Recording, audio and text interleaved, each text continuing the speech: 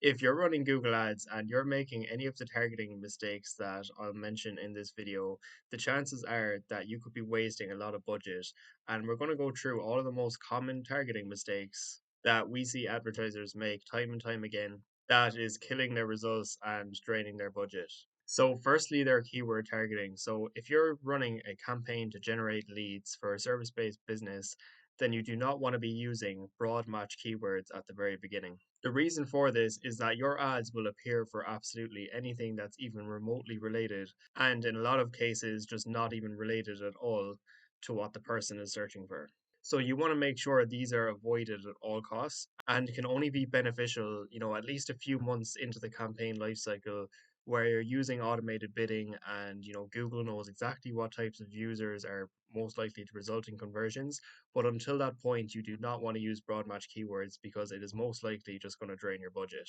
And you can see for this campaign here, we're using phrase match keywords. But at the very beginning of a campaign, I'd almost recommend not even using any phrase match either, because even with phrase match, with how much looser Google's keyword targeting has gotten over the last couple of years, you could almost say that phrase match targeting nowadays is like the old version of broad match.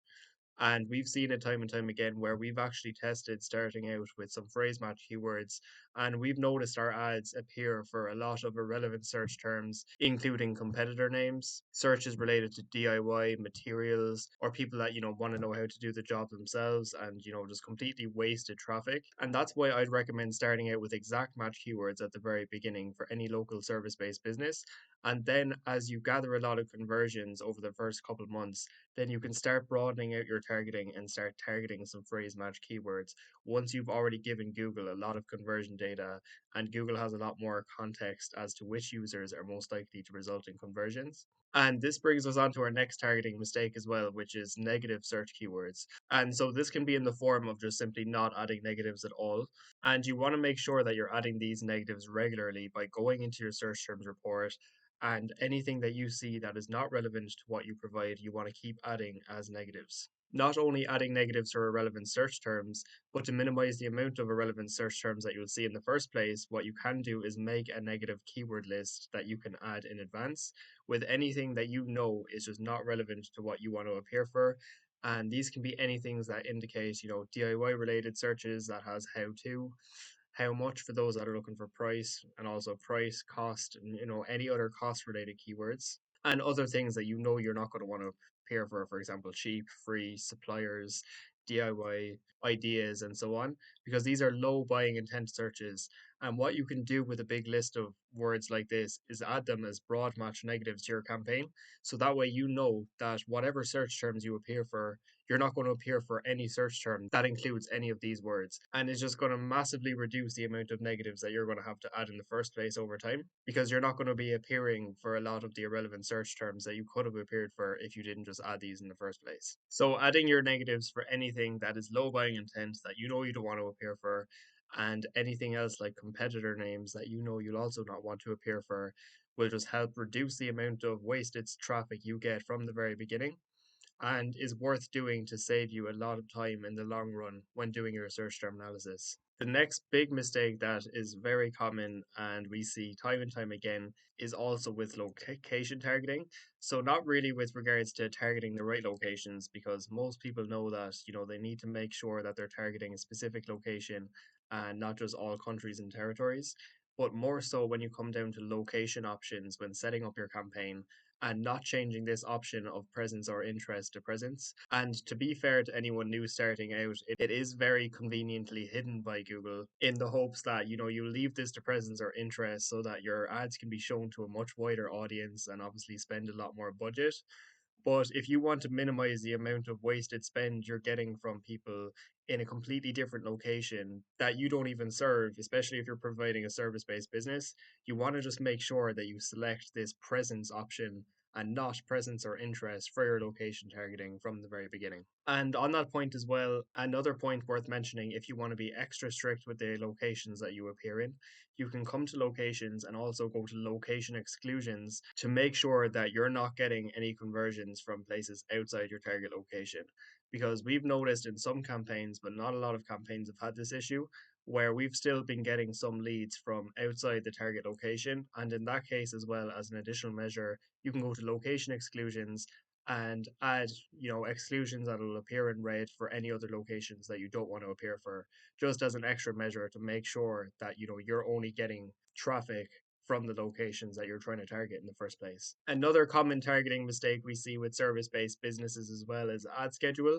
and running ads 24/7 for a service based business. Now, this obviously doesn't matter for e-com as it does not matter what time somebody purchases a product. But when you're talking about service based businesses specifically, you want to make sure that you're only running your ads where you can respond to a lead, ideally within 30 minutes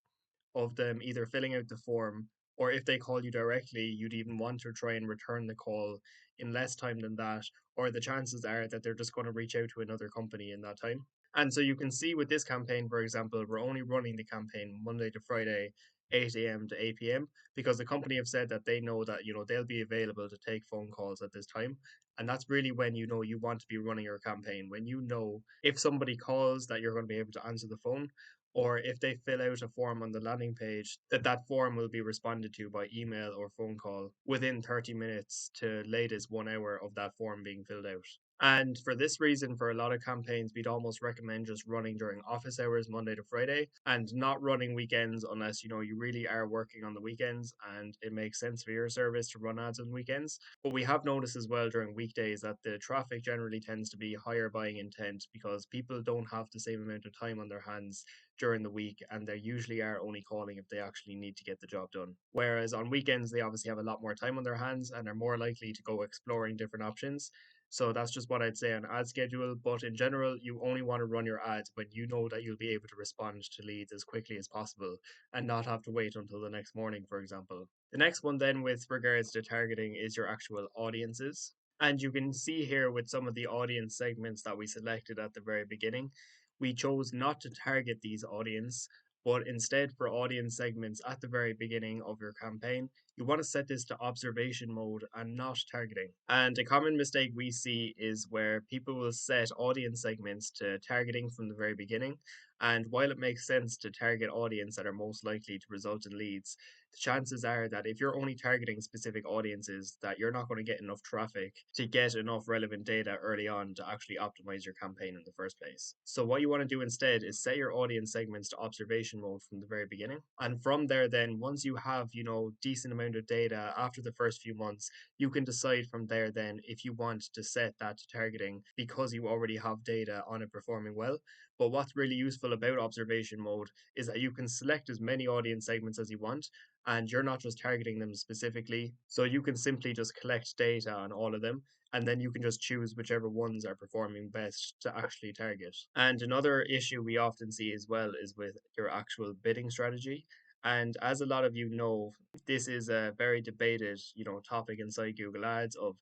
whether you should use maximize clicks or maximize conversions. And we've always recommended using maximize clicks at the very beginning for any new campaigns for service-based businesses to generate enough leads early on so that Google knows which users are most likely to actually result in conversions. And then when you switch over to max conversions, after you get your first 30 conversions or so, or your 15 to 20 conversions in the last 30 days, that we confidently know that Google's going to target the right users that are actually likely to result in a lead in the first place. And now that's just what's worked best for us, and we've seen cases as well where people mentioned maximize conversions working best for them. And it can obviously as well depend on the different industry that you're running campaigns for, but for any local service based businesses especially, we've always found that max clicks at the very beginning and not rushing over to maximize conversions has always worked best for us. And we've noticed in some cases as well, if you start out with maximized conversions and you don't have any cap on, the amount Google can charge you per click,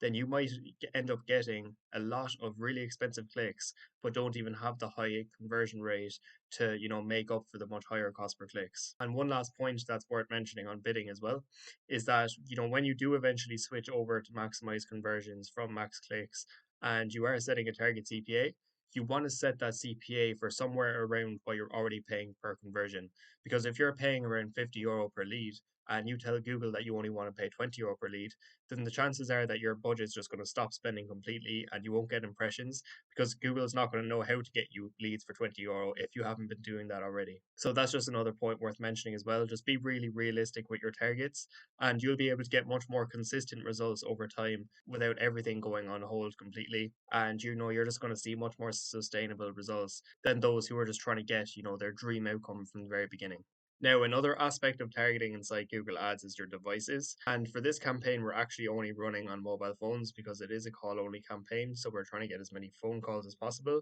But if you're running responsive search ads, you should be running your campaign on phones, computers, and tablets. And a mistake we see as well is, cases where these are just left as is and never actually looked at over time. Whereas what you want to do instead is actually look at your devices and see which are performing better because you should notice over time that you're going to get a lot of traffic to mobile phone and computers. We generally notice that tablets doesn't get half as much traffic, but you should be able to make bid adjustments based on mobile phone and computer performance because you might notice that one device has a much higher conversion rate and lower cost per lead than the other, and so it makes sense to either add a positive bid adjustment for the better performing device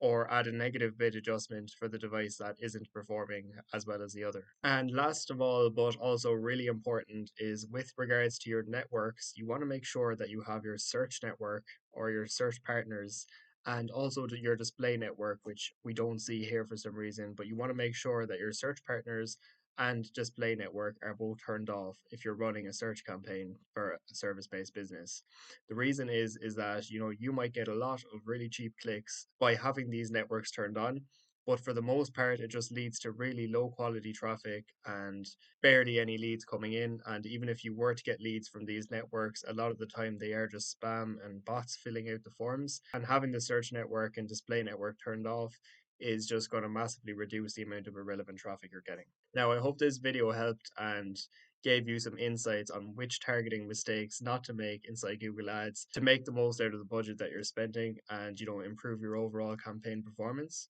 Now, if you do have any questions at all about anything we mentioned in this video or anything else related to Google Ads in general, feel free to leave a comment down below. And if you do like this Google Ads related content as well, feel free to leave a like and subscribe to the channel as we'll be posting all things related to Google Ads here daily. And hopefully we'll see you in the next video.